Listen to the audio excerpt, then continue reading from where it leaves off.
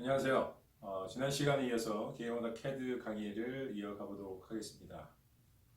지난 시간에는 우리가 그 기계 제도, 기계 설계, 오토캐드와 관련된 어떤 기술적인 내용보다는 과연 우리가 기계 제도나 기계 요소 설계나 이런 부분들이 앞으로 이제 산업 시장에서 어떻게 적용될 수 있을 것인가 하는 필요성, 그다음에 이제 어떤 산업의 구조의 변화, 특히 이제 4차 산업혁명에 대비해서 급변하는 어떤 그 스마트 팩토리라는 어떤 새로운 비즈니스 분야에 있어서 급격히 수요가 향상이 되고 있는 어떤 로봇이라든지 아니면 이제 매니팩처링 디바이스에 대한 어떤 설계 기술 그런 쪽에 저희가 지금 배우고자 하는 어떤 기계 설계 기술들이 앞으로 수요가 굉장히 많을 것이다라는 예측을 한번 해봤고요.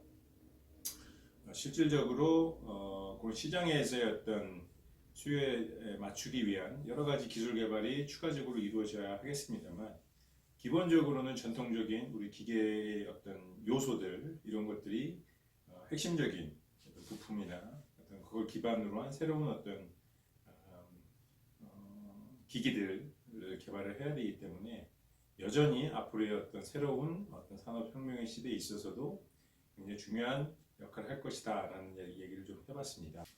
이번 시간에는 지난 시간에 이어서 여전히 저희가 실습을 할 수 있는 상황이 안 되기 때문에 어떤 오토캐드 프로그램에 대한 어떤 실습을 하기보다는 그런 사용법 숙지 및 실습에 돌입하기 전에 저희가 지난번에 얘기한 것처럼 사실은 이런 제도라는 이런 기술 자체가 사실은 서로 간에 약속에 기반한 그런 설계가 이루어져야 되기 때문에 그런 분에 대한 어떤 사전에 대한 습득 이런 것도 굉장히 중요하겠습니다. 그래서 이번 시간에서는 기계 설계 제도를 위한 어떤 기초 이론, 특히 기초 및 또 규격, 그 다음에 특히 제일 중요한 추상도. 왜냐하면 지난 시간에 얘기한 것처럼 저희가 3D에 대한 CAD 프로그램을 당장에 바로 적용하는 그런 컨셉이 아니고 3차원적인 물체를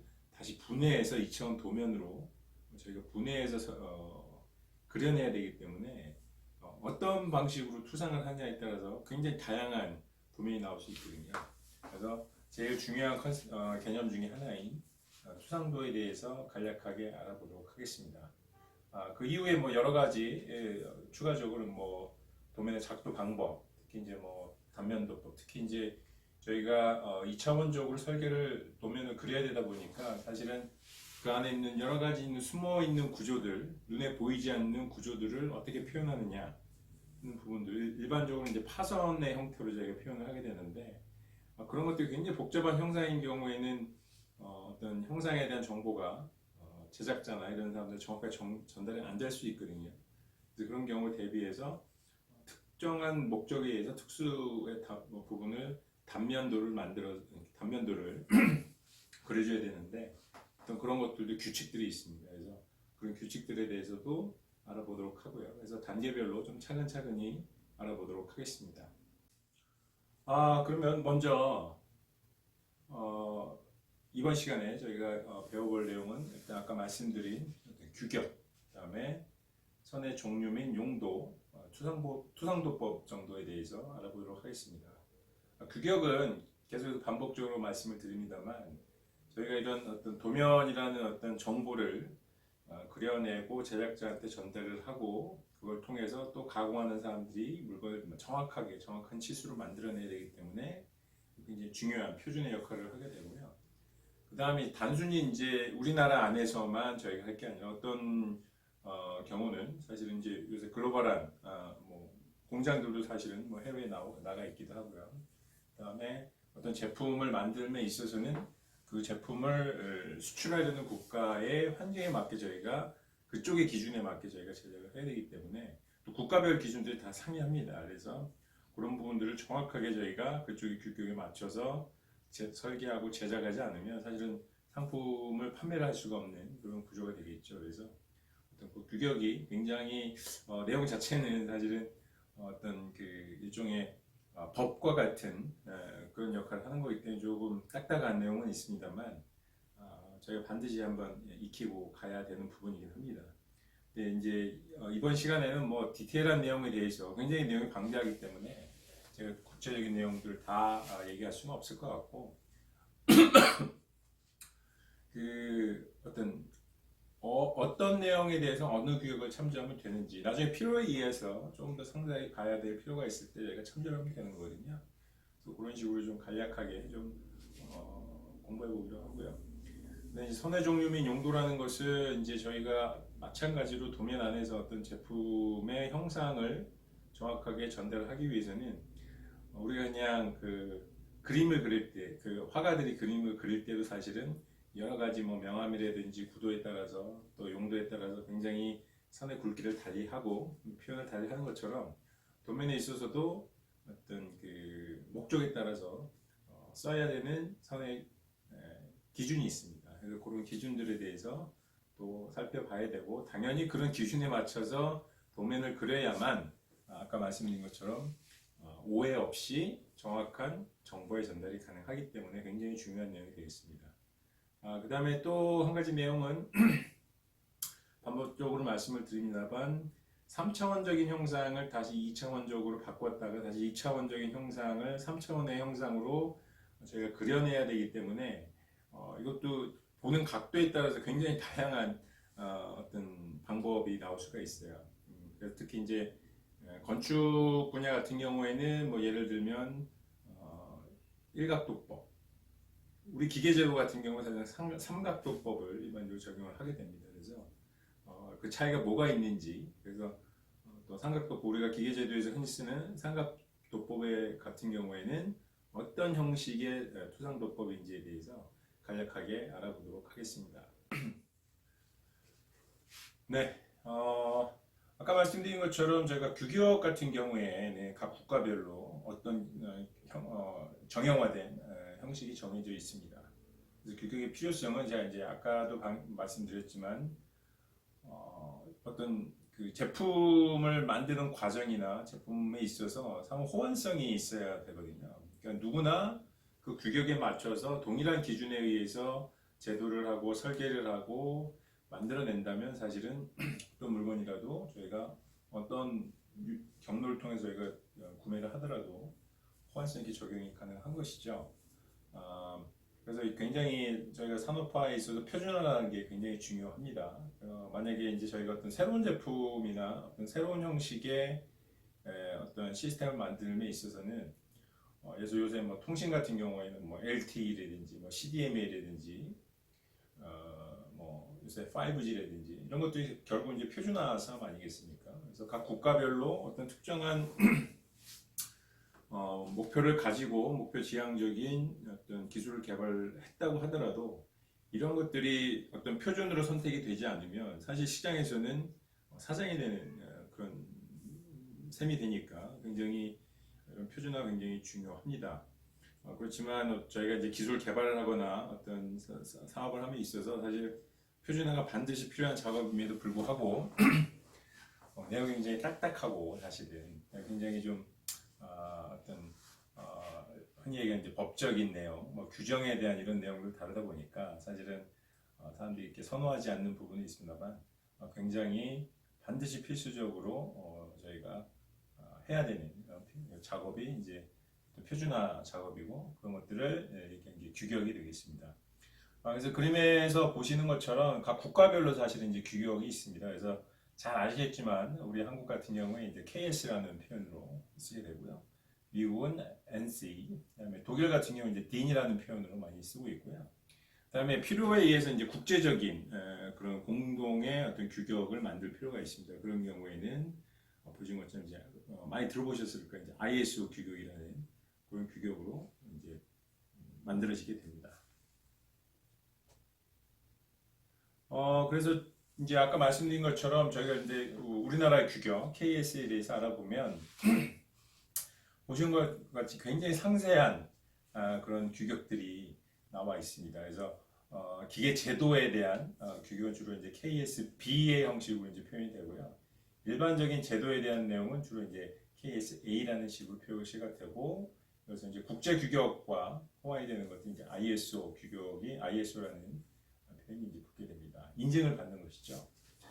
그래서 보시는 것처럼 굉장히 제도에 있어서의 일반적인 내용, 특히 그 중에서도 하위의 기계 제도에 관련된 어떤 내용에 대해서는 우리가 이제 나중에 어떤 저희가 구체적인 설계 어떤 그런 단계에 접었을 때 필요하면 다음과 같은 규격을 찾아서 확인해서 찾아보고 확인해서 적용을 하시면 되겠습니다. 그럼 이제 오늘 좀 알아볼 내용 중에 하나인 어떤 제도의 기계 제도에 사용하는 선에 대한 그런 규격은 보신 것처럼 KSA ISO 128-24에 규정이 되어 있습니다. 그래서 규격에서 규정한 내용을 적용한 도면이 가장 표준적인 도면이 되겠고, 어떤 우리가 이런 그 학습의 수준에서의 문제에 있어서는 사실은 여러 가지 좀 틀린 부분이 나와도 크게 뭐 무방하겠죠. 약간 뭐 학점이 좀 낮아지는 뭐 그런 정도의 수준이 되겠습니다만, 실질적으로 저희가 어떤 필드에서 어떤 제도를 함에 있어서는 굉장히 정확한 규정을 적용한 어떤 도면이 굉장히 중요하게 됩니다. 만약 저런 규정을 만약에 잘 못 지켜서 여러 가지 발생하는 혼선에 대해서는 당연히 이제 여러 가지 관련된 책임이나 책임 소재가 좀 적용될 수도 있겠죠. 하여튼 그래서 이제 저희 중요한 것은 우리가 표현하고자 하는 어떤 제도의 어떤 설계에 있어서 규격에 맞게 적용하는 게 가장 중요하고요. 처음에는 이게 굉장히 좀 익숙치 않은 내용이다 보니까 좀 혼선이 있을 수 있습니다. 그렇지만 뭐 굉장히 어려운 내용이나 기술적인 내용이 들어간 것이 아니기 때문에 우리가 어떤 규정이나 규범을 우리가 이행을 하면 되듯이 그런 내용들을 규격에서 정의하는 바대로 따라주시면 될 것 같습니다.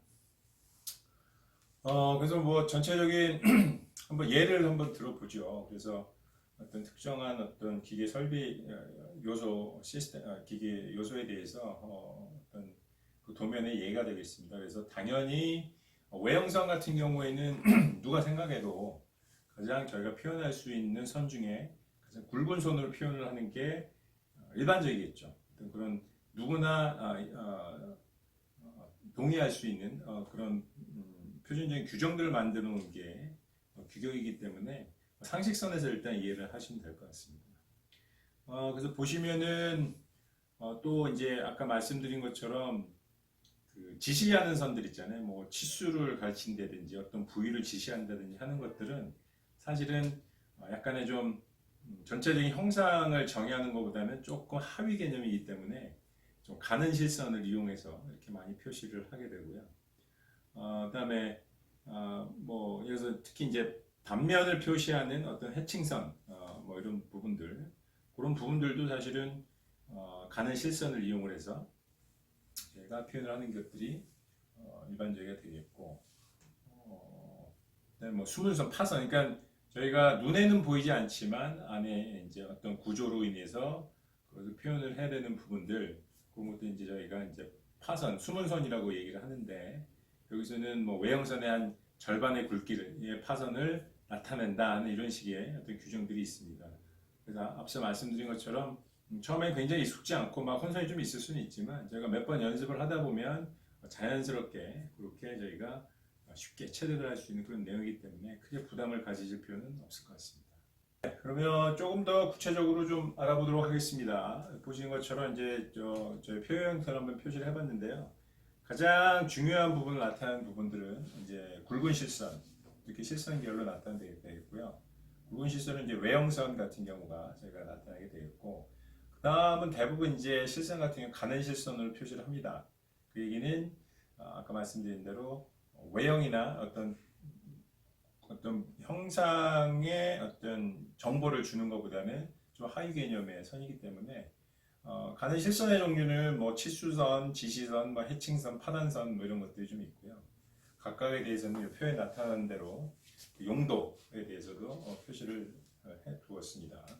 파선 같은 경우 아까 말씀드린 것처럼 어떤 눈으로는 보이지는 않지만 실질적으로 안에 있는 어떤 형상을 갖고 있어서 그걸 표시를 해줘야 되는 그런 부분에 있어서는 약속을 이런 파선으로 그렸을 경우에는 요거는 수문선이다. 그래서 물체에 보이지 않는 부분의 모양을 표시하는 데 사용하는 거다라고 이해를 해주시고 그냥 받아들이시면 되겠습니다.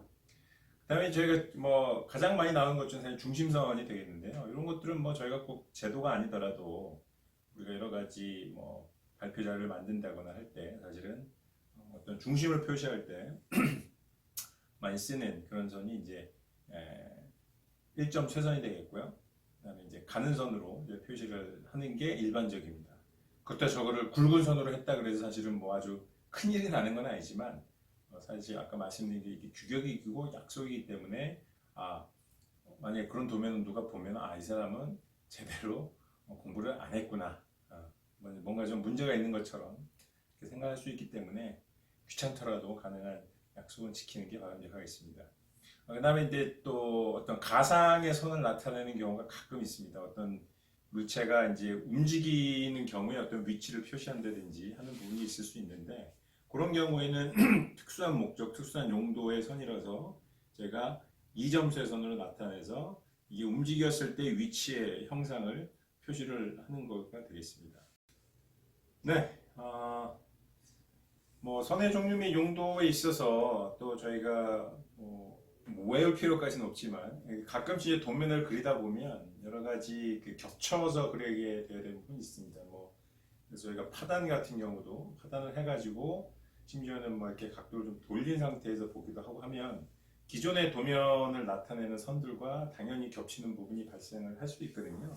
그런 경우에 있어서는 사실은 중요도에 따라서 그 순서대로 그리게 되는데 주로 사실은 여기서도 어떤 굵기에 따라서 굵은 게 좀 더 위에 있고 그 다음에 가는 선으로 가게 되고 그 다음에 이제 어떤 용도에 있어서도 어떤 중요도에 따라서 먼저 표기를 하는 어떤 그런 거를 이제 뭐랄까 순서를 정해놨다고 할까요? 그래서 그런 순서에 맞춰서 하면 되는데 저기도 나와 있습니다만 사실은 그럼에 있어서 가장 최우선적으로 선의 순위에서 문자를 가장 명확하게 표기하는 게 우선입니다. 왜냐하면 여러 가지 해칭선이나 이런 거에 문자가 뒤에 숨어 있으면 사실 어떤 수치나 이런 것들이 굉장히 중요한 역할을 하게 되는데 그런 부분에 있어서 굉장히 좀 불확실성을 잘 보이지 않게 하기 때문에 어떤 그런 나름의 어떤 룰이 있다고 이해를 하시면 될 것 같고요.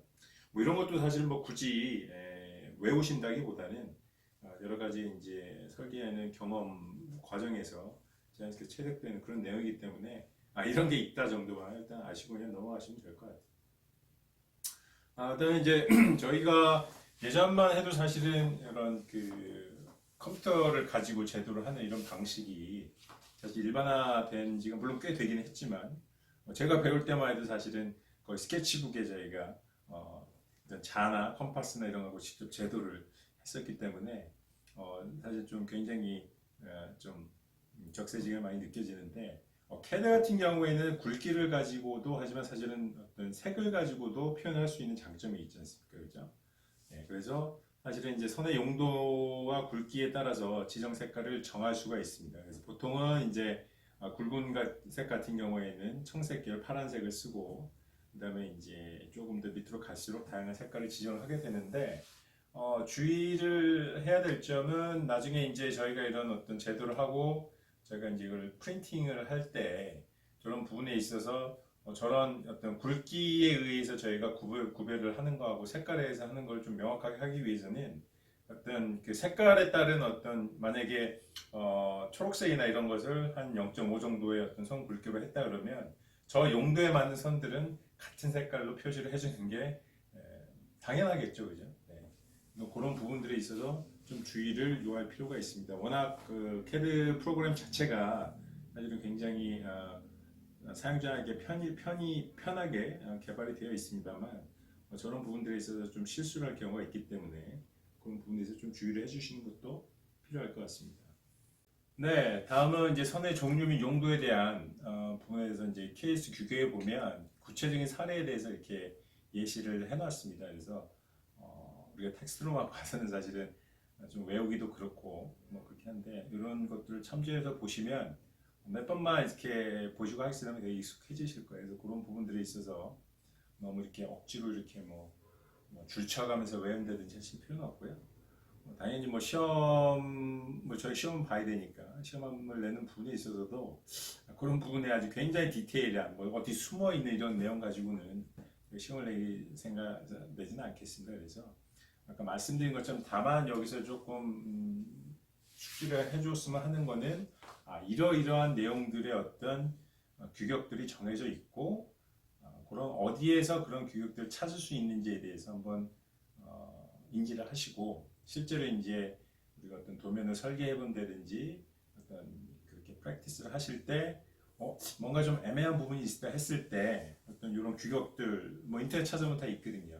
이런 규격들을 찾아서 그런 부분들을 확인하시고 체득을 하시는 그런 부분들을 좀 권장을 좀 드리겠습니다. 사실 저도 뭐 굉장히 배운 지가 워낙 오래된 부분이다 보니까 사실은 뭐 이런 굉장히 중요한 내용들, 굉장히 중요한 포인트에 대해서는 인지를 하고 있습니다만 굉장히 디테일한 부분들은 사실은 예전에 봤던 그런 책들이나 이런 걸 참조해가면서 봐야 되거든요. 그래서 실질적으로 그런 부분이 있기 때문에 너무 이런 디테일한 부분에 대해서 뭐 외우시고 하는데 그렇게 시간을 낭비하실 필요는 없을 것 같습니다.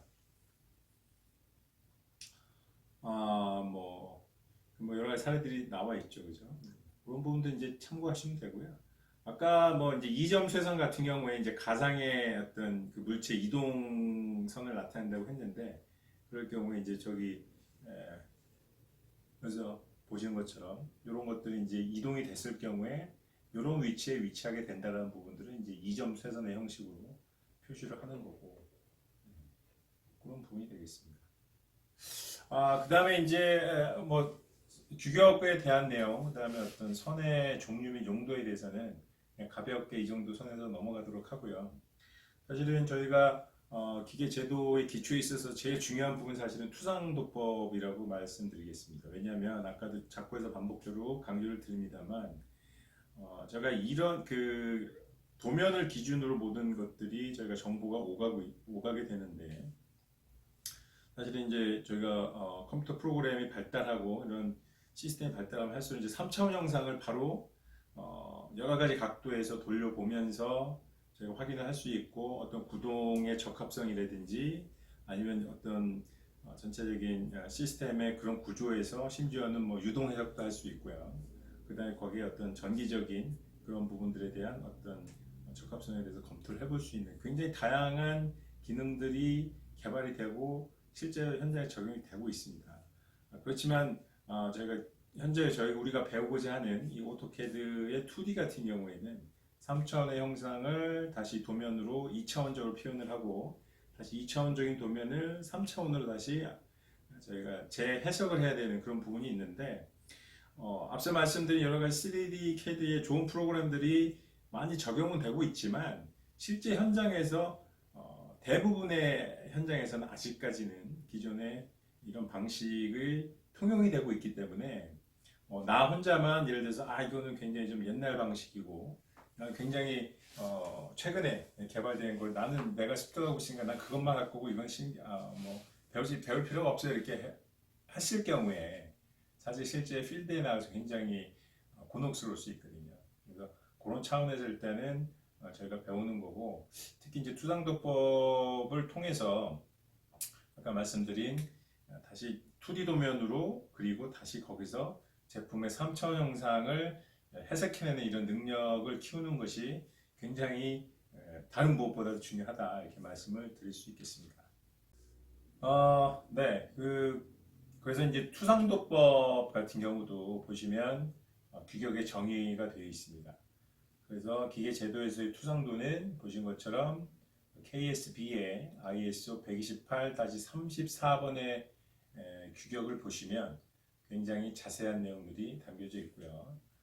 반복적으로 말씀드립니다만 이 투상도법을 통해서 물체를 평면적으로 그릴 수 있는 분해하는 기술과 평면적인 도면으로부터 다시 역으로 입체적인 형상을 정확하게 상상해낼 수 있는 그런 능력을 배양을 하셔야 됩니다.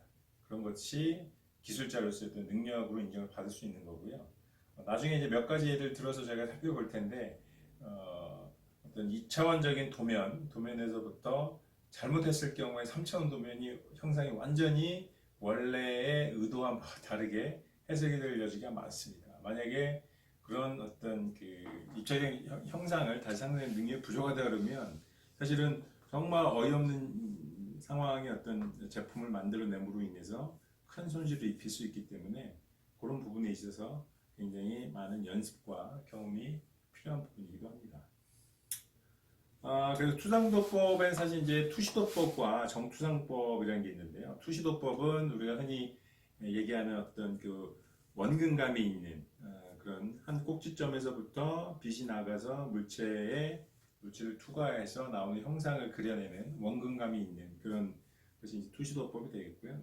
정투상법은 있는 그대로 물체를 그냥 보는 그대로 어떤 형상을 저희가 볼 수 있는 그런 법이 정투상법인데 물체를 어디에 놓고 보느냐에 따라서 이제 일각법이냐 삼각법이냐 이런 식으로 나누게 됩니다. 그래서 우리가 수학에서 흔히 얘기하는 x축과 y축을 했을 때 1사분면, 2사분면, 3사분면, 4사분면이 있잖아요. 그래서 1사분면에 위치하는 위치에 물체를 놓고 저희가 정투상법을 적용했을 때 일각법, x축이 마이너스, y축도 마이너스인 어떤 3, 4분면에 물체를 놓고 투상해서 보는 것을 이제 삼각법이라고 정의를 하는데 일각법과 삼각법에 약간 차이가 있습니다. 그 부분에 대해서는 일단 설명을 다음에 여기서 드리도록 하겠습니다.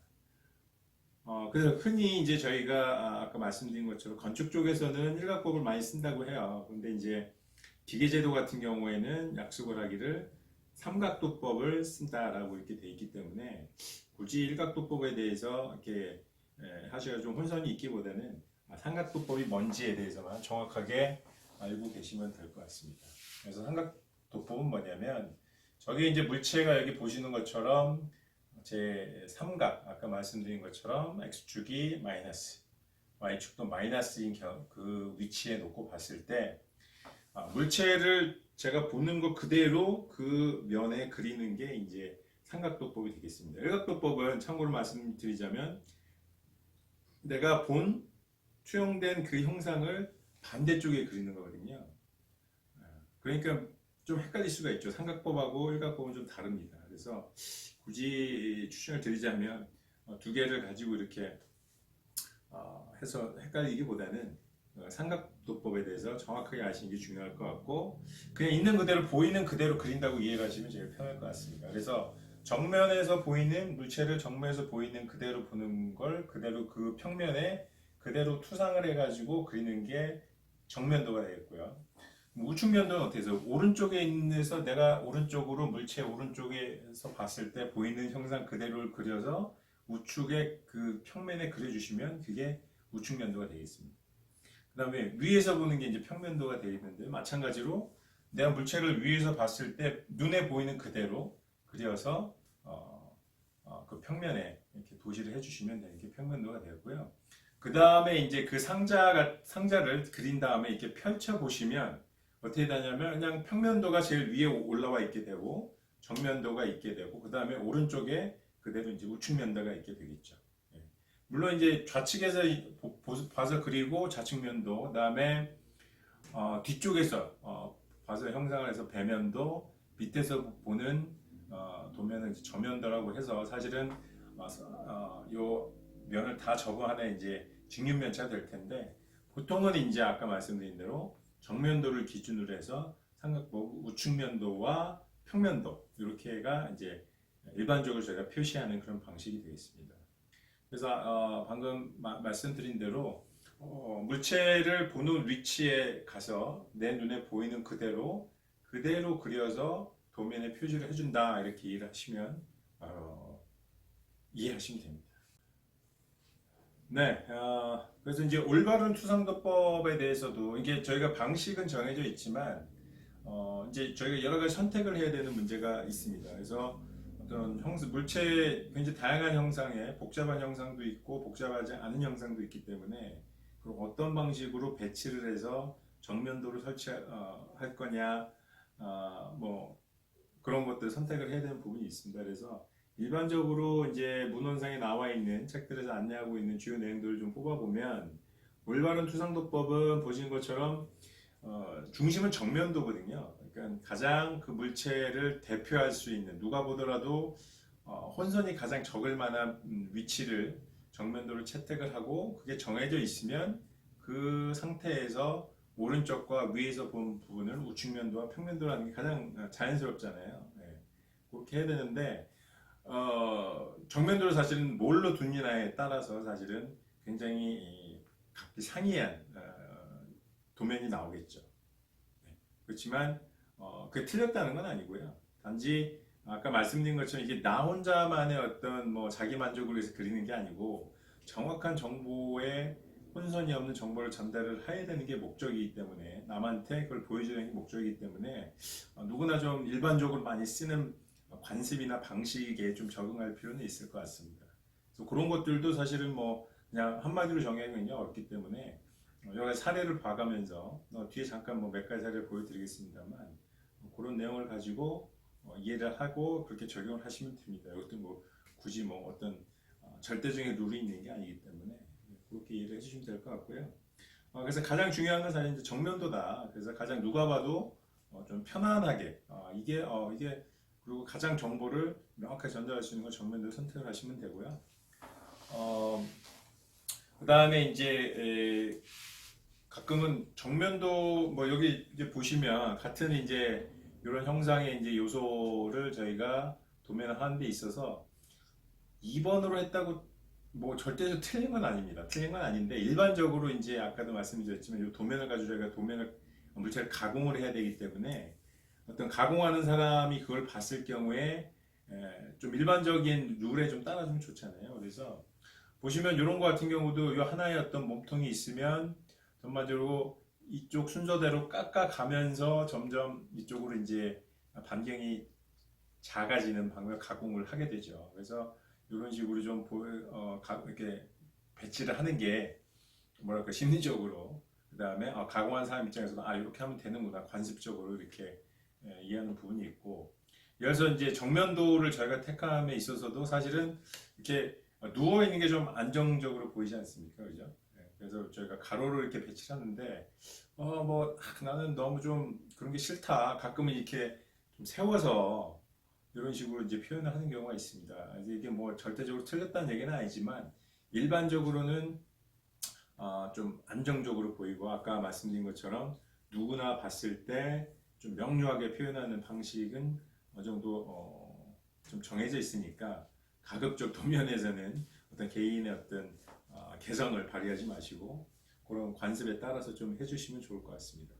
그 다음에 이제 정면도를 선택을 하는데 가장 일반적으로 선택하는 쪽을 하려다 보니까 굉장히 형상이 복잡해서 어떤 파선, 그러니까 숨어 있는 예를 들어서 구멍이 뚫려 있는 홀이 뚫려 있는 부분들은 사실은 저희가 눈으로 봐서는 안 보이는 부분도 이제 저희가 파선의 형태로 표현을 해줘야 되는데 어떤 각도에 있어서는 그런 것들이 굉장히 복잡하게 나타날 수 있는 그런 경우가 있습니다. 그런 경우에 있어서는 좀 누가 봐도 이게 좀 안정적인 정면도를 보는 게 바람직한데 너무 그런 숨은 파선들이 좀 복잡할 경우에 한해서 사실은 좀 다른 방향으로 그려도 무방하다. 그런 식을 좀 일반적으로 많이 추천한다고 그럴까요? 이제 그런 식으로 많이 적용을 하고 있고 그 다음에 이제 너무 사실은 친절하게 불필요한 세부사항 같은 걸 이렇게 표기를 해가지고 도면이 복잡하게 되는 걸 좀 피하고 가장 핵심적인 내용만 가지고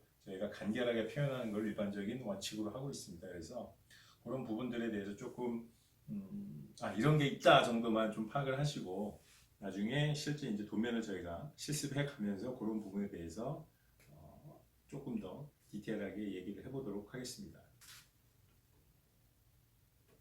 네, 이제 아까 이제 뭐 이렇게 이제 깎아내는 방식에 절삭하는 방식에 있어서 가공 방향을 고려해서 이렇게 저희가 표현하는 게 굉장히 바람직하다고 얘기했는데 이제 내경을 절삭해서 가공할 때는 사실은 보시면 반대죠. 네, 그래서 사실은 잘 생각해 보시면 이게 가공한 순서가 앞에 거는 이제 외경을 절삭해서 가공하니까 점차적으로 간격이 줄어들면서 저희가 이제 제품이 가공되는 그런 방식인데 내경을 절삭할 때는 사실은 안에 반경이 작은 구멍부터 내고 점차적으로 추가적으로 이렇게 한번 해서 이렇게 나가야 되는 방식이기 때문에, 예를 들면 이제 외경 가공과 내경 젖살 가공 같은 경우에는 도면이 이렇게 표현해 주는 것이 사실 일반적이다, 이런 예를 보여주고 있습니다. 그러면 이제 어떤 그 투상법에 대해 어떤 계략적인 개념에 대해서 간략하게 이제 설명을 좀 드렸고요. 뭐 반복적으로 말씀드립니다만, 사실은 이런 부분들이 어떤 이런 강의를 통해서 그냥 화면에서 몇 개 사례를 가지고 체득이 되지는 않습니다. 그래서 그런 것들은 나중에 저희가 실습을 하고 프로젝트를 하면서 어떤 방향으로 해야 되는지에 대해서는 뭔가 좀 마음에 와닿는 그런 부분이 되려면 꼭 반드시 여러 가지 케이스에 대해서 실습을 해봐야 되겠고요. 그런 부분들은 이제 저희가 이제 학교에 이제 실질적으로 실습을 할 수 있게 됐을 경우에 많은 사례에 대한 프랙티스를 통해서 저희가 진행을 해보도록 하겠습니다. 그래서 이제 이번 강의의 마지막 한 두세 가지 경우에 대해서 실질적으로 어떤 식으로 보면 되느냐, 예를 들어서 한번 좀 말씀을 드리겠습니다. 투상도법에 있어서 아까 말씀드린 것처럼 어디를 사실은 물체의 정면도로 하는 걸 결정하는 게 사실은 제도자가 결정을 해야 되는 부분인데요. 뭐 어느 정도 지금 그림에 답은 좀 나와 있는데 형상을 배치를 이렇게 하다 보니까, 예를 들면 저런 형상의 어떤 도면을 우리가 나타낼 때 있어서 어떤 방향으로 우리가 정면도를 할 것인지는 사실은 사용자, 그러니까 제도자의 사실은 마음입니다. 마음이긴 하지만 가장 일반적으로 어떤 형상으로 여러분들은 보시면 가장 좀 보기 편할까요? 일단. 네. 그 다음에 이제 아까 말씀드린 것처럼 저희가 이제 숨어 있는 저런 이제 홀 같은 경우에 우리가 파선으로 표시를 해야 되는데 막 앞뒤로 여러 개가 이렇게 막 중첩이 돼 있으면 사실은 파선으로 나타나면 굉장히 이해하기가 좀 어려운 부분이 있거든요. 그런 부분들에 대해 조심하면서 해야 되는데, 이번 케이스는 굉장히 좀 간단하죠. 그래서 일반적으로는 사실은 이쪽에서 보는 게 가장 가로로 높이도 가로가 훨씬 더 아스펙트 레이쇼가 이제 가로가 훨씬 더 해서 안정감이 좀 있고요. 그 다음에 여러 가지 기준으로 봤을 때 보시면은 파선도 사실은 그렇게 복잡하게 나타나지 않는 부분이 있어서, 일반적으로는 오른쪽과 같이 정면도, 우측면도, 평면도를 구성하는 게 가장 일반적인 도면이라고 할 수 있습니다. 그렇다고 반드시 이렇게 해야 되느냐? 그런 건 아닙니다만. 그리고 이제 저희가 뭐 이건 너무 일반적인 얘기일 수는 있는데, 사실은 요가 이제 세 개의 보통 세 개로 표현하는데, 필요하면 사실 추가적으로 더 넣을 수 있습니다. 예를 들어서 형상이 너무 복잡하면 사실은 왼쪽에서 보는 것도 좀 더해야 된다 싶으면 사실 좌측면도도 삼각법의 기준에서 넣으시면 됩니다. 뭐 그걸 제한하고 있지는 않습니다만, 근데 예를 들어 형상이 같다, 그럼 사실은 우측면도와 좌측면의 형상이 같다 그러면 굳이 넣을 필요가 없고, 또 같지는 않더라도 위에 평면도가 있기 때문에 저 형상을 조립을 이렇게 해보면, 이렇게 같이 묶어보면 3차원의 형상을 이해하는데 전혀 문제가 없다라고 한다면 가급적 도면은 간략하게 표현하는 게 좋습니다. 네, 그런 점을 좀 유념해 주셨으면 좋겠고요. 그 배치의 어떤 라인 일치시키, 너무나 당연한 얘기일 수는 있는데요. 요거의 요 끝선과 끝선, 어떤 물체의 각 도면의 끝을 일치시켜서 그려주는 게, 그려주셔야 합니다. 그려주는 게 맞는 게 아니라 그려주셔야 합니다. 그래야만 혼선이 없고요. 그 다음에 보기에도 굉장히 뭐랄까 질서 있는 좀 그런 그런 부분들을 명확하게 표현할 수 있기 때문에, 이런 그 위치의 어떤 배치에 있어서 그 부분 잘 일치시켜야 하는 거에 유념을 해주셔야 될 것 같습니다. 요거는 이제 아까보다 조금 더 복잡하긴 합니다만, 요것도 뭐 사실은 뭐 너무나 일반적으로 사실은 정면도를 어디로 하면 좋을지에 대해서는 답은 나와 있는 것 같아요. 그렇지만 정답은 없습니다. 그렇지만 그렇게 한다고 보면 사실은 이쪽에서 봐주시는 게 가장 좀 안정감도 있고요.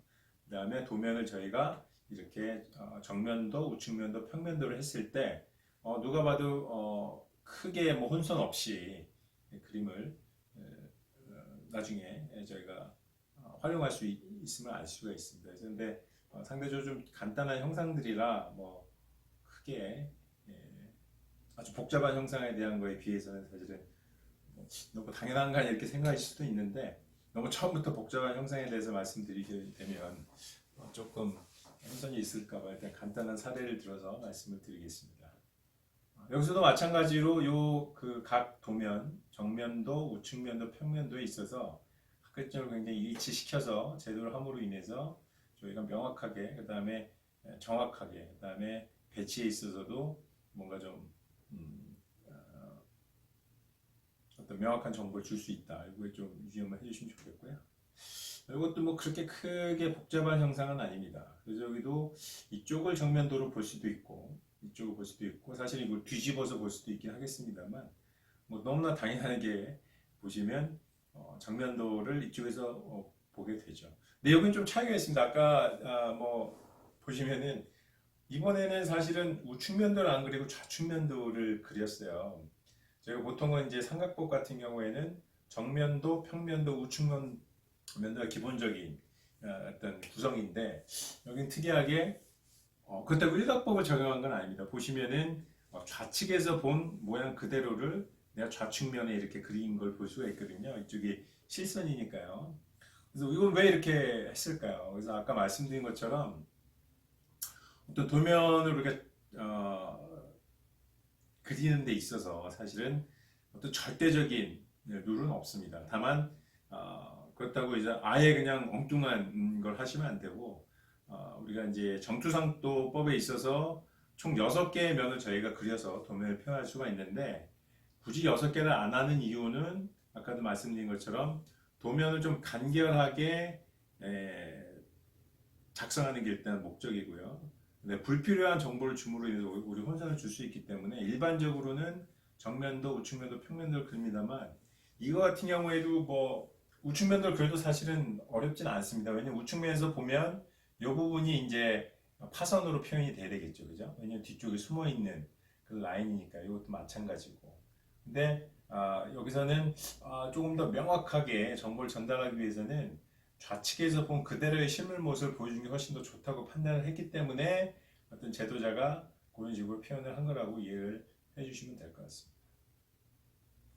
요거 이제 형상이 조금 복잡하네요. 예, 그래서 보시면은 이것도 사실은 정면도를 어디로 해야 되는 게 좀 명확하시죠, 그죠? 예.